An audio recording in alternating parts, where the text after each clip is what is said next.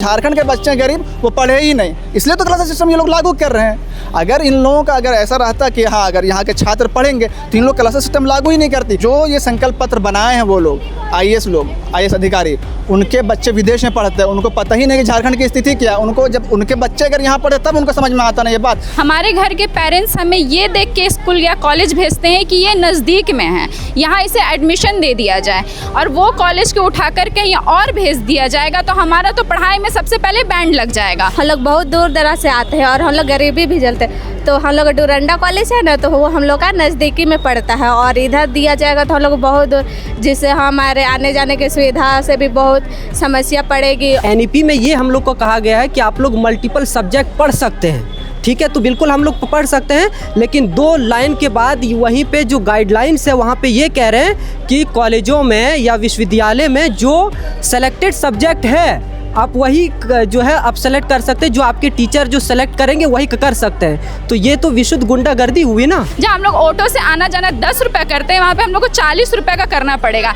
तो क्या ये सरकार देगी हमें? ये तो ये नहीं देगी ना हमें। ये तो बस अपना दिल्ली में बैठ के अपने झारखंड में यहाँ पे ये लागू कर दिया है ना। आप यहाँ पे नीचे ग्राउंड में आए हैं ना, स्टूडेंट से बात किया है ना, यहाँ प्रिंसिपल पे बात किया, आपने बस लागू कर दिया। क्यों? क्योंकि आपके बच्चे इंग्लैंड में पढ़ते हैं, यूएस में पढ़ते हैं, आप कभी झारखंड नहीं आए हैं। एनईपी जो लागू है यहाँ पे पहले से, और उसके ऊपर से आप क्लस्टर सिस्टम लागू कर रहे हैं, तो या तो आप एनईपी का विरोध कर रहे हैं या तो फिर क्लस्टर सिस्टम, दोनों एक साथ लागू हो ही नहीं सकता। ये पॉसिबल ही नहीं है। तो क्या होना चाहिए? सिस्टम लागू होना चाहिए या नहीं लागू होना चाहिए? ये सिस्टम नहीं लागू होना चाहिए। नहीं लागू होना चाहिए। हाँ, अगर सिस्टम लागू होता है तो हम लोग को पढ़ाई छोड़ना पड़ जाएगा। अगर आपको देना है साइंस ब्लॉक, आर्ट्स ब्लॉक, तो आप न्यू बिल्डिंग बनाइए और आने वाले जो छात्र हैं जो एडमिशन लेंगे उनका वहाँ पे दाखिला करवाइए। इस वक्त हम मौजूद हैं रांची विश्वविद्यालय में और यहाँ पर आप देख सकते हैं कि काफ़ी सैकड़ों में जो है छात्र मौजूद हैं और वो एक मांग को लेकर के कि जो क्लस्टर नियम जो है गवर्नमेंट के द्वारा जो लाए जा रहे हैं, वो जो नियम जो है वो पूरी तरीक़ा से जो है उसे समाप्त किया जाए। काफ़ी जो छात्र जो है वहाँ पे प्रोटेस्ट कर रहे हैं और यहाँ पर जो है कुछ छात्र जो हैं और कुछ NSU के जो national student union of India के जो कार्यकर्ता भी हैं वहाँ पर जो है उनके द्वारा ही जो इस कार्यक्रम का आयोजित किया गया और वहाँ पर मौजूद भी हैं। हमें उनसे भी जानने का प्रयास करते हैं कि आखिरकार वो यहाँ पे क्यों मौजूद है, क्या मकसद है आपका? क्या सर यहाँ पे इसलिए हम लोग आए हैं ना कि झारखंड के जो छात्र हैं, आप मान लेते हैं मैं डोरंडा कॉलेज में पढ़ता हूँ तो साइंस पढ़ता हूँ, वहाँ कोई दिक्कत नहीं है। अगर वही बच्चा अगर कोई ये आर्ट्स पढ़ता है और उसको भेज दिया जाता है राम लखन कॉलेज या फिर SS मेमोरियल कॉलेज, जो कि अगर बात करूँ जो गरीब छात्र हैं वो लोग डोरंडा में अगर कोई पढ़ रहे हैं तो वहाँ से अगर SS मेमोरियल जाना ये पॉसिबल है, तो ये डिस्टेंस की बात हुई। दूसरी बात ये है कि एनईपी में ये हम लोग को कहा गया है कि आप लोग मल्टीपल सब्जेक्ट पढ़ सकते हैं, ठीक है, तो बिल्कुल हम लोग पढ़ सकते हैं, लेकिन 2 लाइन के बाद वहीं पे जो गाइडलाइंस है वहाँ पे ये कह रहे हैं कि कॉलेजों में या विश्वविद्यालय में जो सेलेक्टेड सब्जेक्ट है आप वही जो है आप सेलेक्ट कर सकते हैं, जो आपके टीचर जो सेलेक्ट करेंगे वही कर सकते हैं। तो ये तो विशुद्ध गुंडागर्दी हुई ना। अब दूसरी बात यहाँ पे ये है कि आने वाले समय में जो महाविद्यालय या विश्वविद्यालय है उनको अपना खर्चा खुद ही उठाना पड़ेगा। तो कहीं ना कहीं ये कॉन्ट्रैक्ट बेसिस पे ये जाने वाली है और जो कि ये लोकतंत्र के साथ ये बहुत ज़्यादा अन्याय है।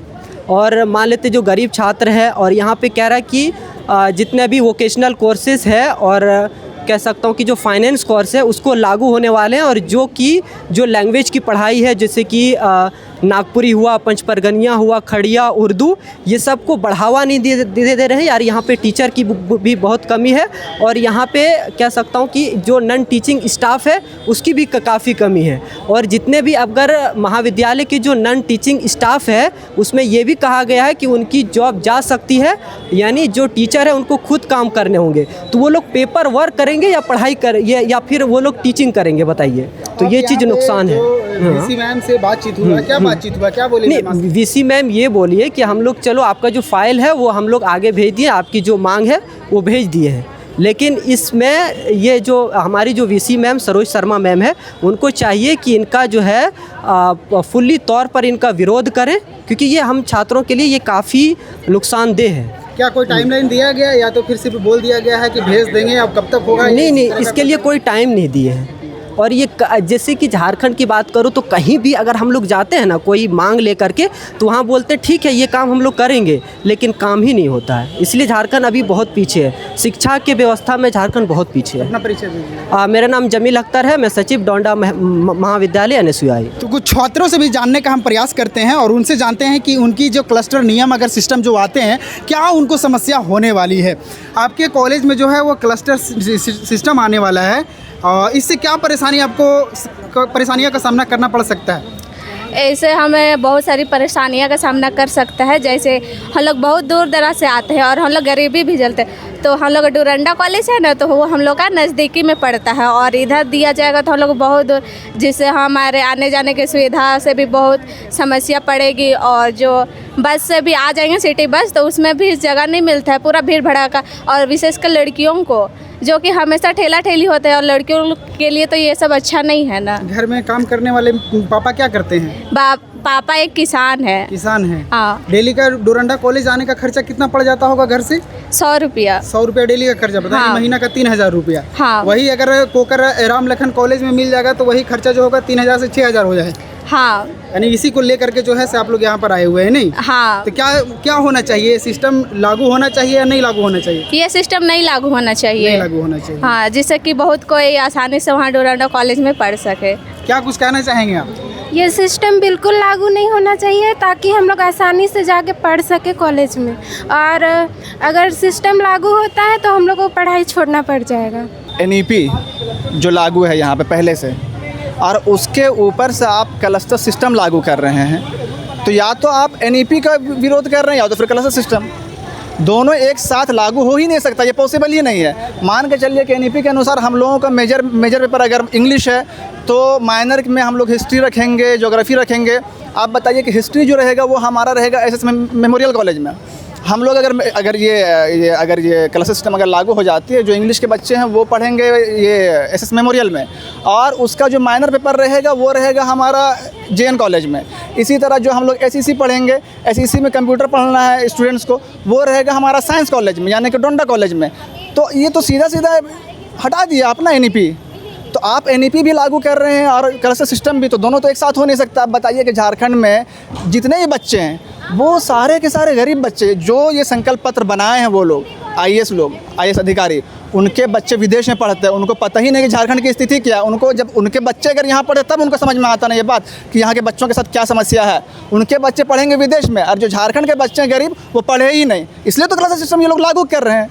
अगर इन लोगों का अगर ऐसा रहता कि हाँ अगर यहाँ के छात्र पढ़ेंगे तो इन लोग क्लास सिस्टम लागू ही नहीं करती। ये लोग बात करते हैं इसमें कि ई-लर्निंग सिस्टम हम चालू करेंगे। अब अभी जाके मौजूदा हालत देखिए कॉलेजेस में क्या है ई-लर्निंग सिस्टम का। वहाँ पे जितने भी स्मार्ट बोर्ड लगे हुए हैं सारे के सारे ख़राब पड़े हुए हैं। तो ई-लर्निंग सिस्टम अगर वो कहते हैं कि जैसे कि मान के चलिए मेरा अगर मेजर पेपर है इंग्लिश है, हम पढ़ेंगे माइनर में हिस्ट्री, तो वो कह रहे हैं कि ऑनलाइन क्लासेस होंगे ई-लर्निंग सिस्टम के थ्रू। आप बताइए कि अभी कॉलेज के जो जितने भी इंफ्रास्ट्रक्चर है सारे के सारे ख़राब पड़े हुए हैं। पहले आप उनको सुधारिए तब ना जानेंगे हम कि हाँ आप छात्रों के लिए सोच रहे हैं। इसी तरह से ये लोग जो संकल्प पत्र जारी किए हैं इसमें लिखे हैं ये लोग कि विश्वविद्यालय द्वारा दृढ़तापूर्वक ये प्रयास किया जाएगा कि विश्वविद्यालय और इसके अंतर्गत अंगीभूत महाविद्यालय आत्मनिर्भर बने। इसका क्या मतलब है? इसका मतलब साफ तौर पे यही है कि ये लोग चाह रहे हैं कि कॉलेजेस को और यूनिवर्सिटीज़ को निजकारी की जाए। अब बताइए कि इसका मतलब है कि आप सरकारी विश्वविद्यालय, सरकारी कॉलेज चला नहीं पा रहे हैं, तो ये तो आपका सारा साफ साफ दिख रहा है कि आपकी विफलता है। ये आप बोलिए कि हाँ हम विफल हो जा रहे हैं सबको चलाने में, इसलिए आप लोग मजबूर होना पड़ रहा है।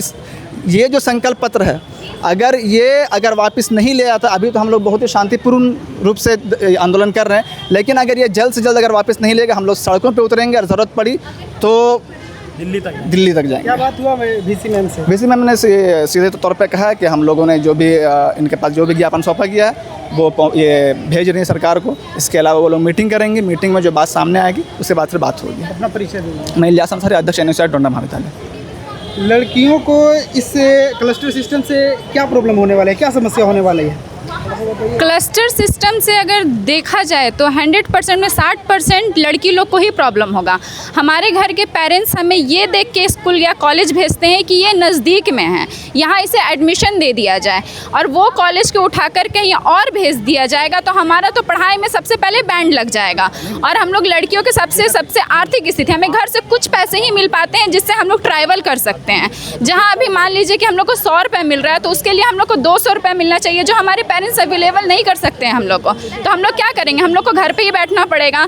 यहाँ लड़कियों लोग का एजुकेशन मारा जा रहा है, बॉयज़ लोग को तो किया ही जा रहा है, पर सबसे ज़्यादा अगर नुकसान है तो गर्ल्स लोग का इसमें नुकसान है। अगर आने जाने का सबसे बड़ा मतलब गर्ल्स लोग को प्रॉब्लम है, क्योंकि अगर इतना जो एरिया है, बहुत सारे पेरेंट्स हैं स्कूटी चलाने का सुविधा नहीं देते हैं, और बहुत सारे पेरेंट्स हैं जिनके पास स्कूटी लेने का सुविधा नहीं है। जहाँ हम लोग ऑटो से आना जाना 10 रुपये करते हैं, वहाँ पे हम लोग को 40 रुपये का करना पड़ेगा। तो क्या ये सरकार देगी हमें?